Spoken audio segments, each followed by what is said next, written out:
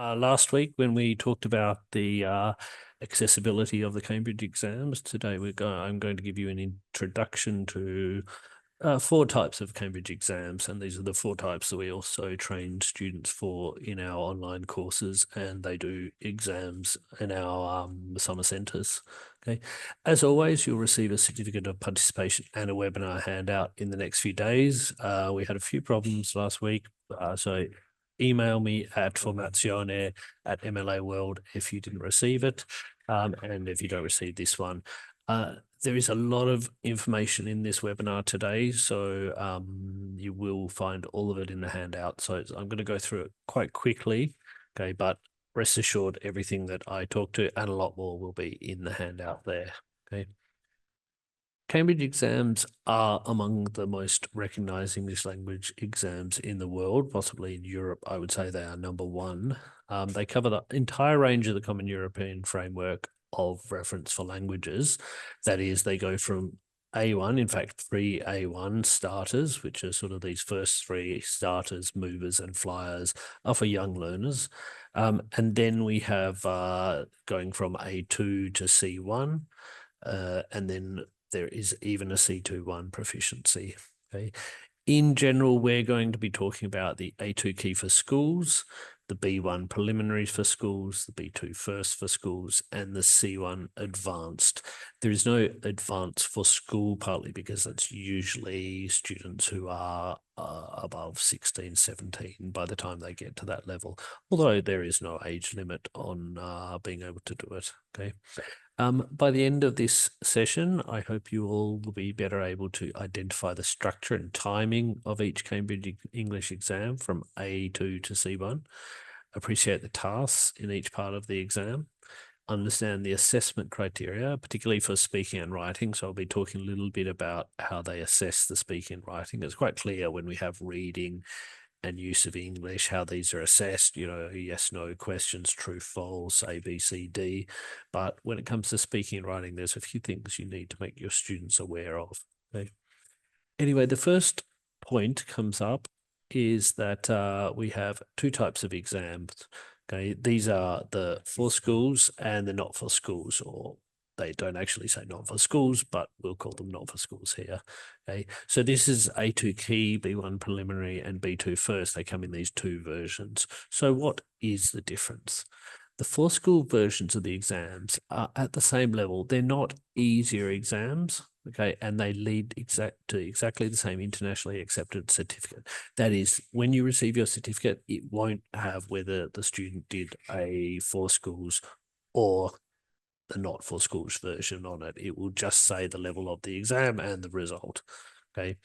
The only difference is the exam content for the for schools ones is targeted at the interests and experience of schools children. Okay. If you have students in middle or high school, I would recommend the for school version. Okay. Teenagers can't be expected to read, write, listen to, and speak about topics to do with business, university, or travel plans, payments, things like that they might not know how to speak about in their own language. Okay, so they can, you can put them in the not for schools and they'll be listening to topics of young people's interest. The text will generally be written by students or, like in the mouth of students. Okay, so they'll have sort of familiar topics. But the level of the language, the vocabulary, the grammar, it's all the same. Okay, so they're not easier versions for sure. Okay. In this webinar, we're going to be looking at the four school versions of A2, B1, and B2. Okay, as I said before, there is no for schools version of the advanced. So the advanced one, when we look at, is just the only type there is.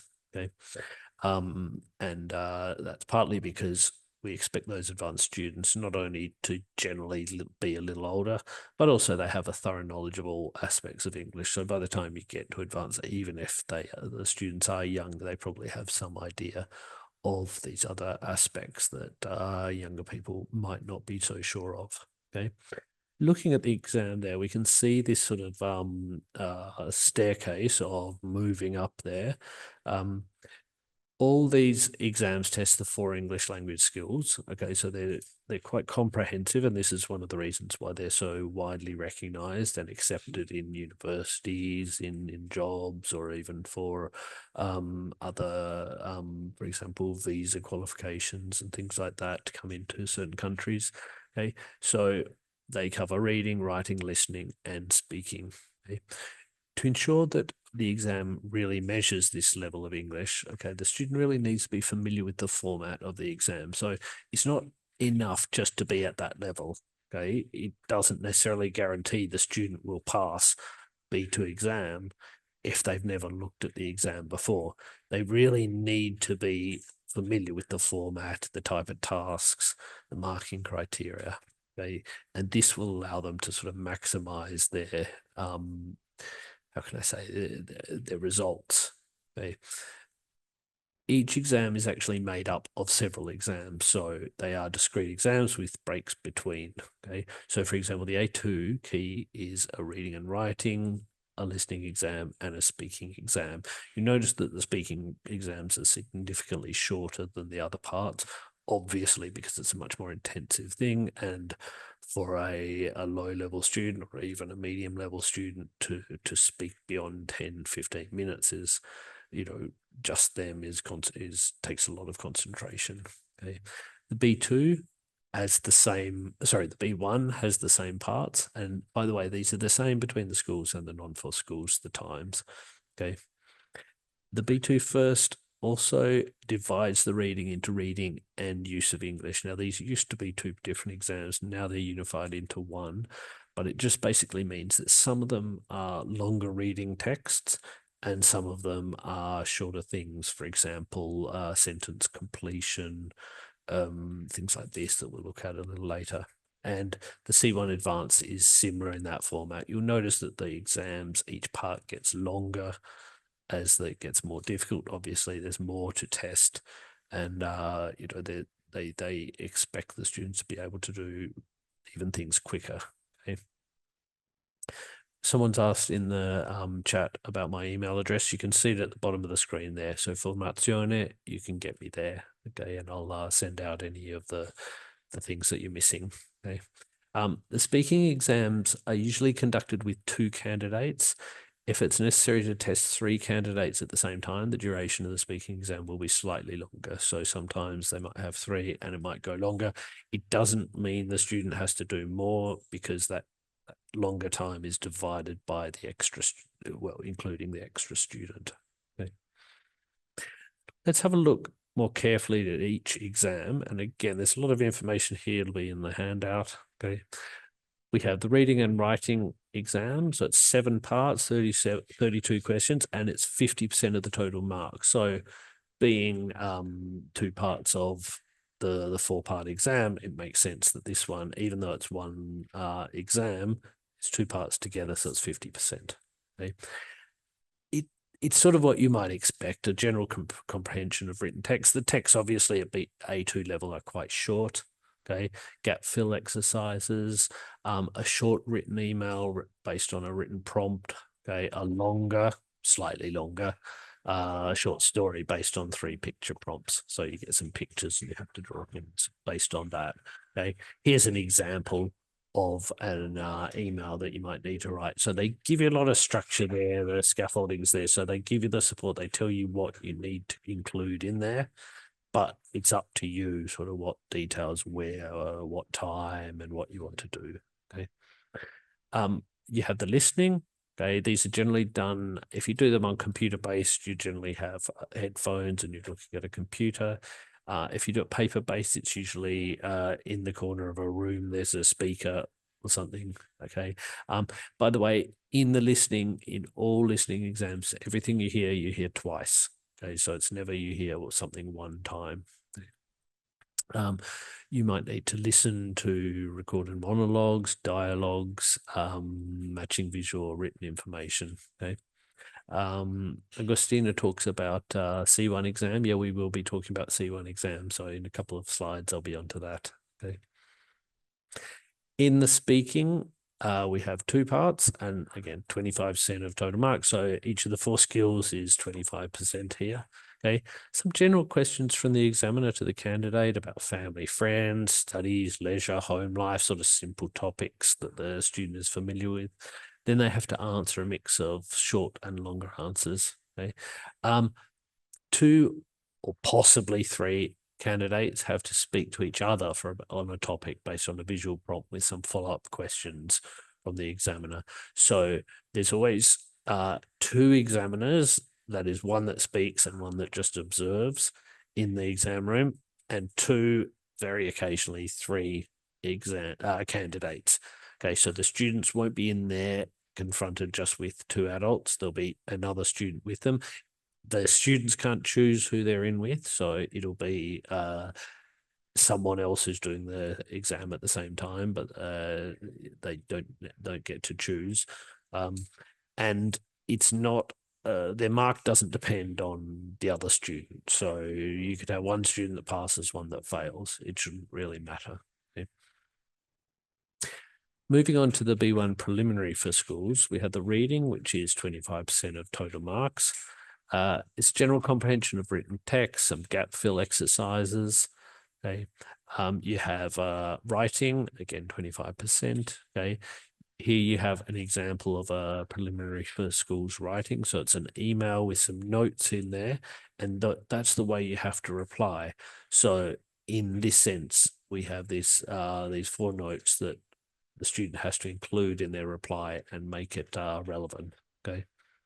And then they get to choose between a story or an article. Again, another 100 words, okay, based on the prompts given. Okay. In the listening, we have 4 parts, again, for 25%.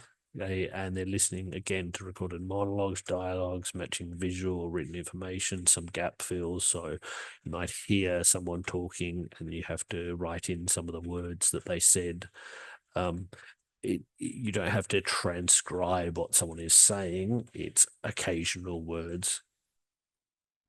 And the speaking, again, they generally start with some sort of general questions about the student, sort of to put them at ease.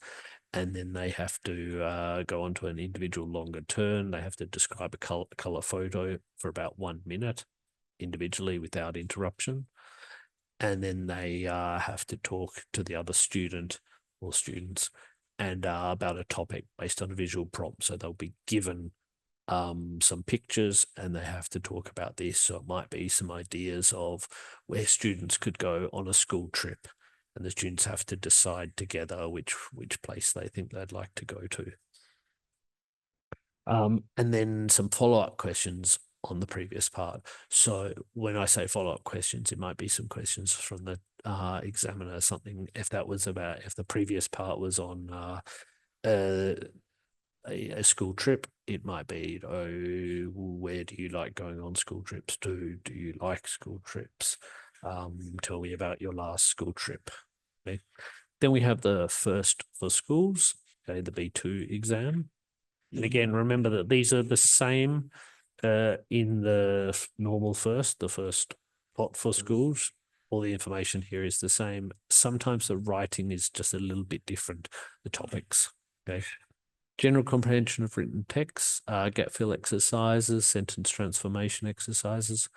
The writing, which is 20%. So here, because there's actually 5 parts of the B2 and the C1, they're divided into 20% for each part. So reading 20%, use of English 20%, writing 20%.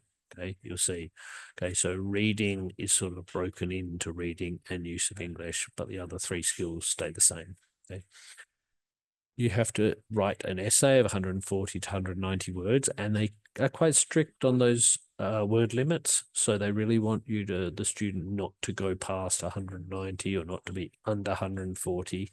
Okay, it shows that the students can understand this.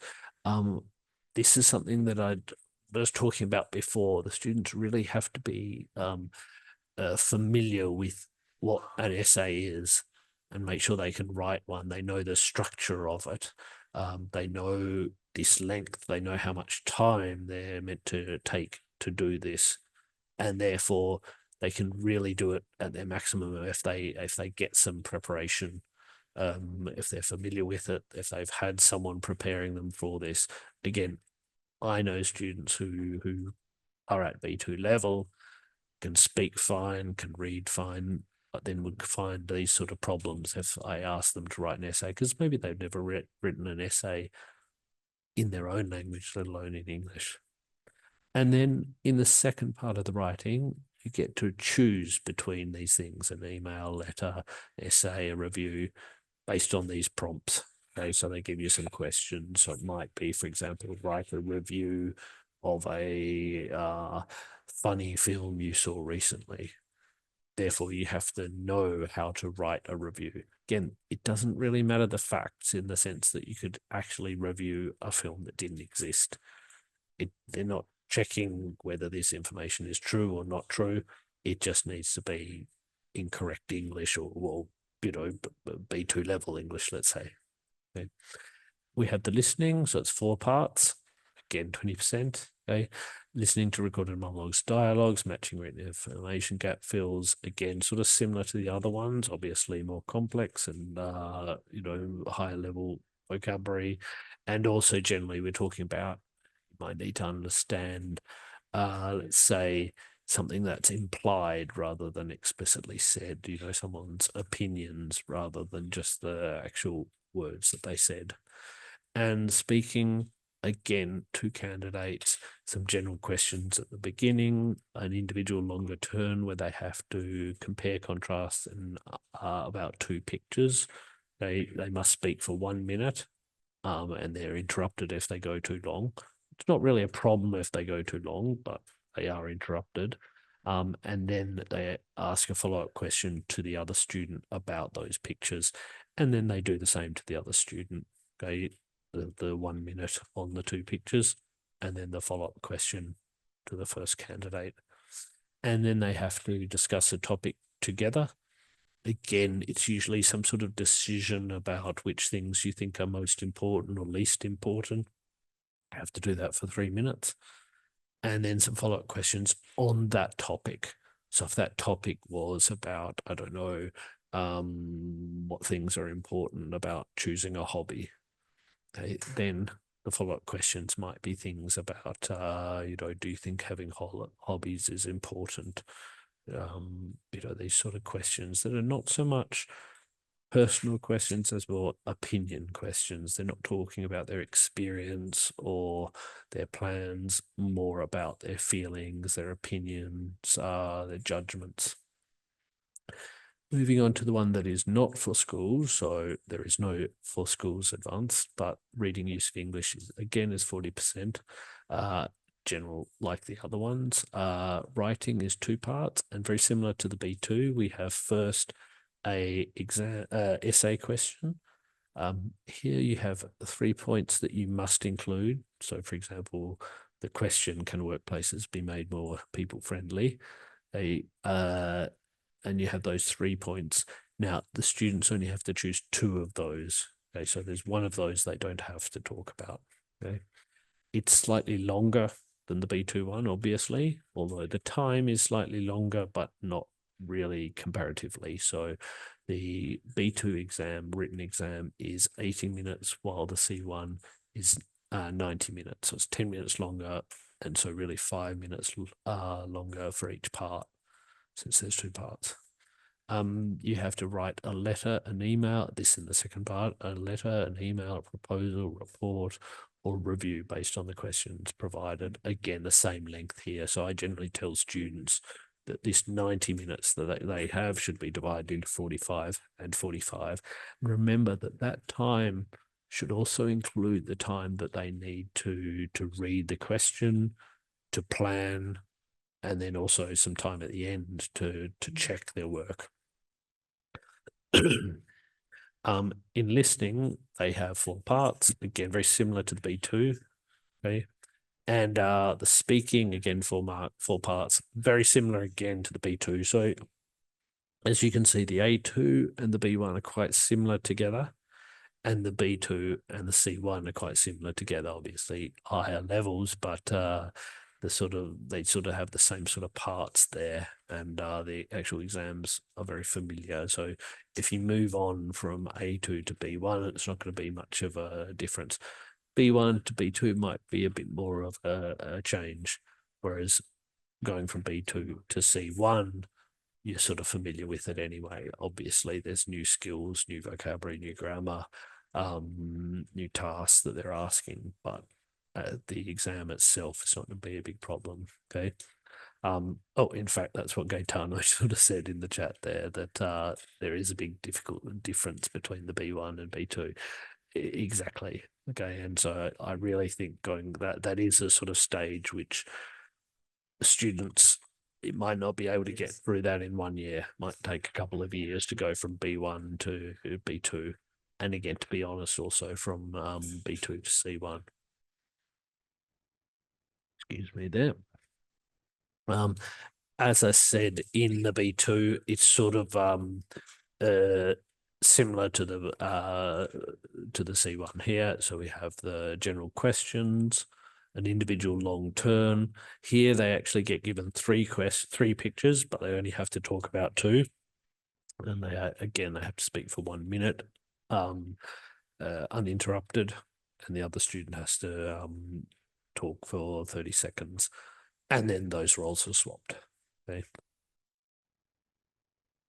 The 2 or 3 candidates have to discuss a topic based on some written prompts for 3 minutes. So again, there's this sort of collaborative thing. We'll talk about the speaking exams in a moment, but you'll see that there's different things that they're testing in these. Okay. And again, it's the sort of follow-up opinion questions. Okay. And they really, in this particularly, they encourage a dialogue between the students so they can talk about their opinions together. So the first half of the exam, the students are really talking individually. And then the second half of the speaking exam, they're really trying to get them to interact. Obviously, taking into account the fact that these students, we need to see how they interact, not just how they speak, but how they respond to other people, how they have a conversation. About that speaking exam, as I said, they're testing both your ability to speak and listen, and between native speakers, that would be the examiners, or usually the examiners, okay, at least very high level. If not native speaker, then they certainly be bilingual, okay, or also fellow students. And again, it's not guaranteed that these students will necessarily be at the same level. It could be that one student is a very strong B1 and one's a very weak B1, or maybe not even B1. Okay, but that again, it shouldn't really matter too much if you have one student who's a lower level. Okay, because if a student really knows how to do this speaking exam, they'll be able to face a student who's at a lower level or a higher level and still be able to demonstrate their abilities. And this is what's really important. This is really, we need to give the students some coaching before they do the exam. Okay. Some things to consider that a lot of teachers think that it's just going to be about grammar and vocabulary and pronunciation. And while those are important, there's a lot of other skills that we sometimes overlook. Okay. Now, they have some things that they mark when they mark these, so they actually give you like a numbered score for how this went. Okay. So it's not just sort of a pass or fail, but they give you a numbered score. And one of these is global achievement. So this is sort of your general performance.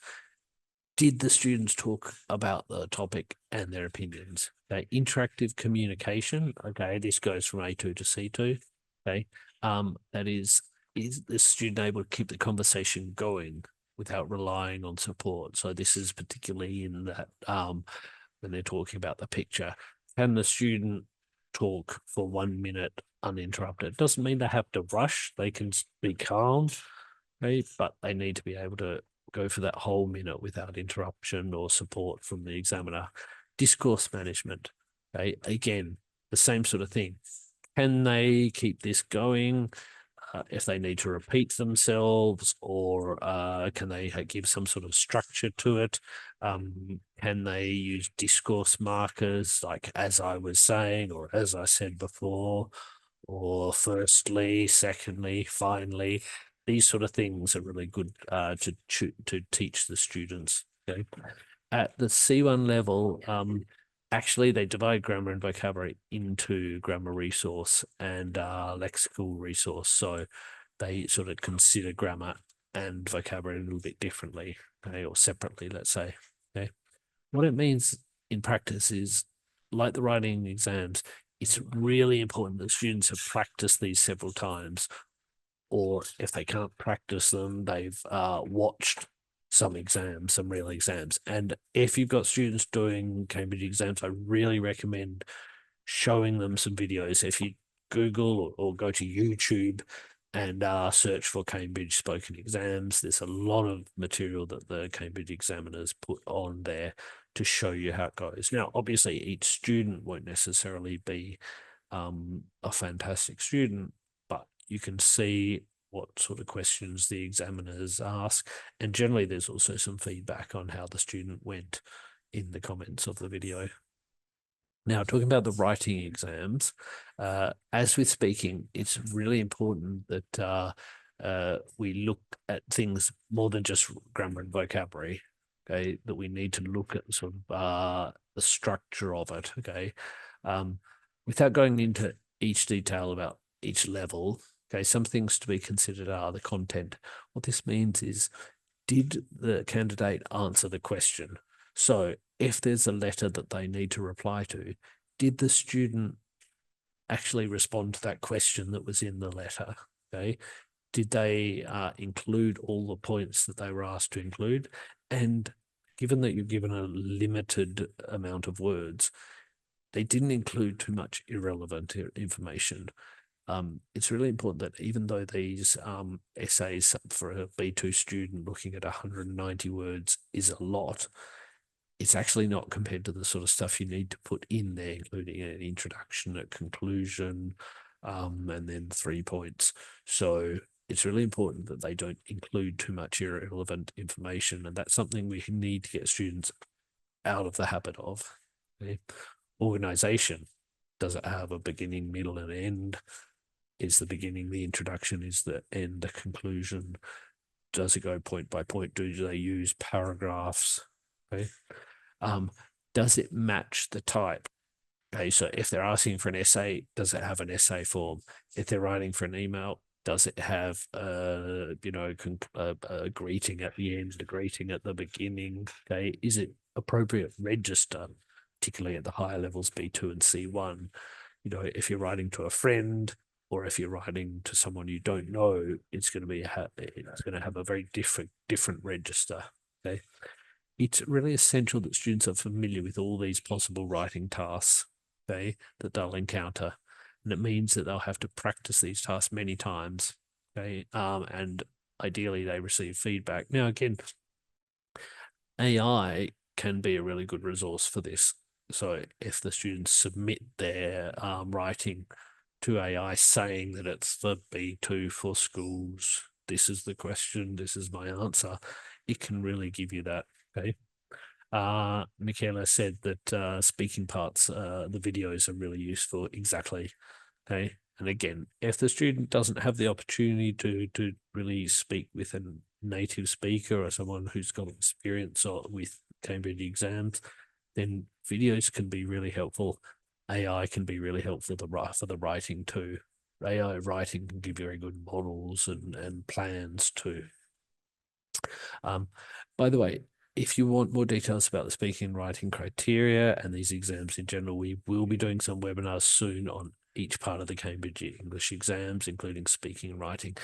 There are videos also on our YouTube playlist, which I'll put in the handout. There's a lot of information in those. So if you're interested in particular parts, then we can certainly give you more information of that. We're giving you a general overview today. The results. So after you do the exam, if it's a computer-based exam, that is the one where you do it at a workstation with headphones, with a mouse, with a keyboard. Generally, you're going to get them quite quickly afterwards. Be careful that the speaking part is always done in person. Okay, so while you can do the rest of it on a computer, the speaking will always be done face to face. And you'll receive those quite soon after, so 5 to 10 days after your exam. In my experience, it's been very quick. Okay.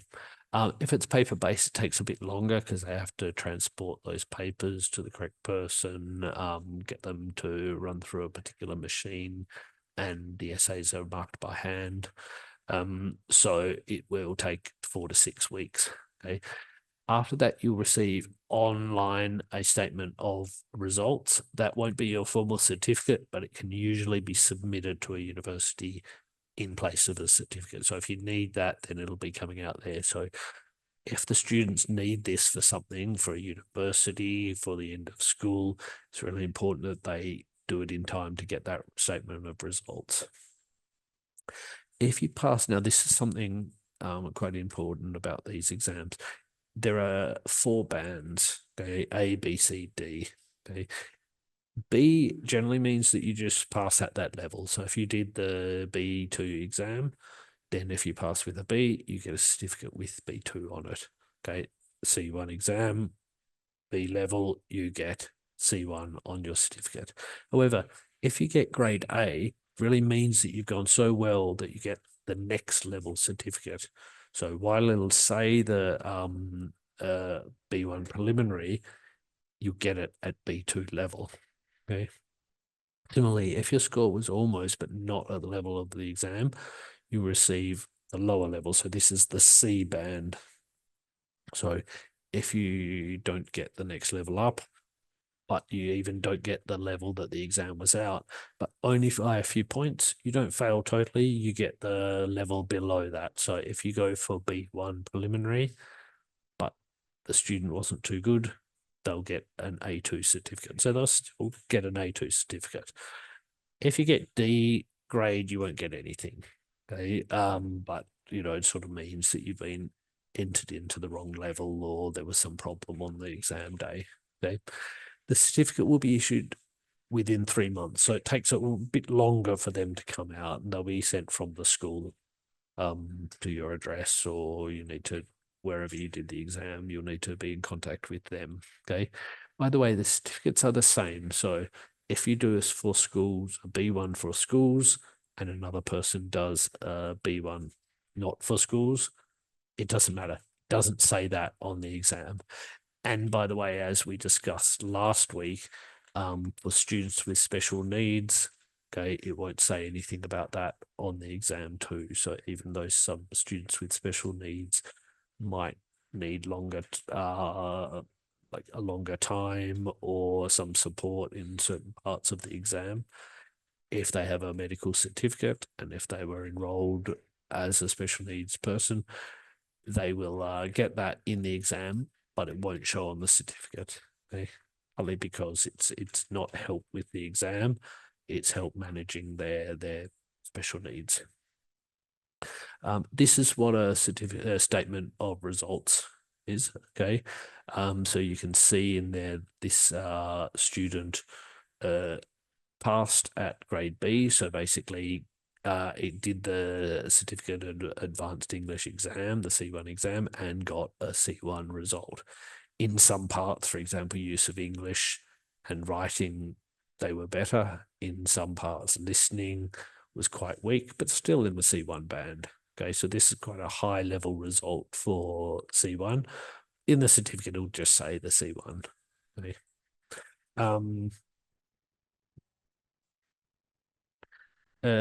Gaetano talks in the chat, or he's written to me in the chat, that the Cambridge textbooks are very good. I think you're probably right. In fact, at MLA, we use the official Cambridge University Press textbooks. I must say that there are some other textbooks made by other companies too. But I would sort of go for Cambridge University Press. I've been working with MLA, and we have a lot of dealings with Cambridge, and the entity that that plan the exams and the Cambridge University Press that makes the textbooks work very closely together. So it's natural that they would be okay. Someone says an exam expires. Cambridge exams, apart from the IELTS, which we're not talking about today, doesn't have an expiration date. Okay, so it doesn't doesn't have an expiration date on the certificate or on the statement of results. What it what you may how can I say? One thing to consider is that most places won't accept certificates or statement as results that are older than 2 years, because what your level of English 2 years ago may not be relevant of your level today. You might have forgotten things. You might be a lot better. Okay, it's not a valid assessment. So that's a case in which you should do it around the time you need it. Okay, if you need it. If not, do it, and then get the one you need, the higher level, the B2 or the C1, before university or whatever you need. The IELTS exam, which are run by Cambridge, but they're not in this suite of exams, does have an expiry date for 2 years. But that's partly because those exams are really used for university entry, for visa, for naturalization, these sort of things. And so they generally put that on there because they know that no place will accept them. Okay. In July and August this year, almost 200 MLA students sat Cambridge exams in our summer centres in London, Worcester, Edinburgh, Dublin, and Galway. We are very proud to say we had a 95% pass rate. Okay. Each week we prepare thousands of students in our Cambridge exam preparation online courses, and they, as Gaetano was saying, okay, they use Cambridge University Press materials. And one thing we also use is the Cambridge One platform, which includes a part called Test and Train. Look this up on the internet. If you're training with students, it can be really useful to use this because it really simulates these exams. You can have a mock test on there, which works in the same way. Okay. These 8-month courses that we do at MLA are free with any enrolment for a summer 2026 study holiday made before mid-November. So they're sort of finishing in a couple of weeks. Okay. And recently we became a Cambridge exam preparation centre. So we've trained hundreds of students who did exams and thousands more who will be doing students in the future. Okay, and we do plan on testing a lot more people in the future. Okay. Just to conclude, there are many free websites, documents, videos, podcasts, where you can get a lot more details about the exam. So there's a lot of free information on the internet there. Like free exams, free websites that have these. I've put a lot of them in the handout there, but there's thousands more. So just Google them. CambridgeEnglish.org has a lot of material. So obviously they supply people with sample test papers, give a lot of booklets about training, information for teachers, information for students, information for schools, things like that. So look on that website there. There's a lot of stuff there that you can get for free. Okay. Also, be careful that Cambridge exams change every few years. So I don't think there's been an update for a couple of years, but be a little careful that go online and get the latest information from Cambridge English, because if you're using textbooks that are 5, 6 years old, they may be a little bit different. Okay. Monica asked if Cambridge exams have an expiration date. They don't. Okay, so the Cambridge exam technically doesn't have an expiration date. It doesn't say it on the certificate.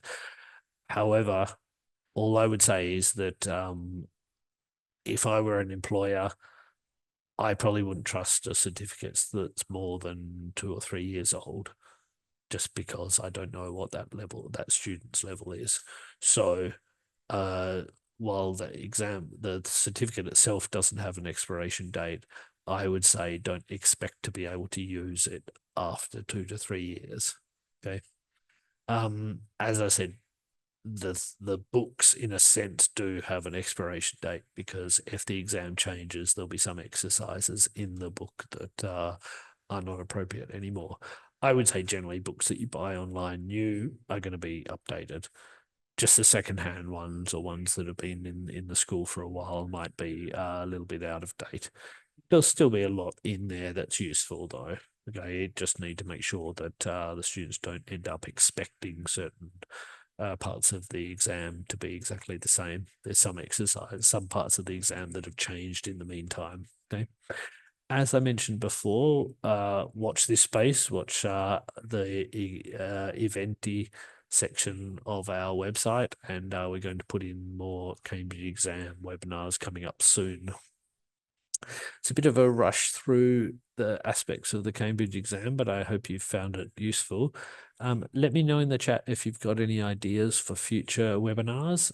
We've got a lot of plans coming up, a lot of webinar ideas that we've got in store for you, but I'm always looking out for new ideas. Okay. And Michaela did say not only employers but also universities, yeah, generally they don't accept things that are more than 2 or 3 years old. Okay, so as I said, while they technically the exams don't have an expiration, they the people who rely on them will. Okay. As I said before, please contact us at Formazione, which you can see at the bottom of your screen. If you don't receive the certificate of participation and the webinar handout, there'll be a lot of all this information and a lot more in that handout. And you can email us at Formazione if you don't get that too. Okay. Monica, yes, we're going to do a webinar soon about speaking for A2. Okay. Really interesting webinar we've got next week on gamification, the idea of making learning fun and game-like. So we're going to be talking about how you can make some platforms, some ways of making your lessons more fun for students, and easy ways. Okay, so join us next week on the 13th at the same time, and I hope to see you there to talk about gamification. Thanks, everyone, and I hope you have a good evening.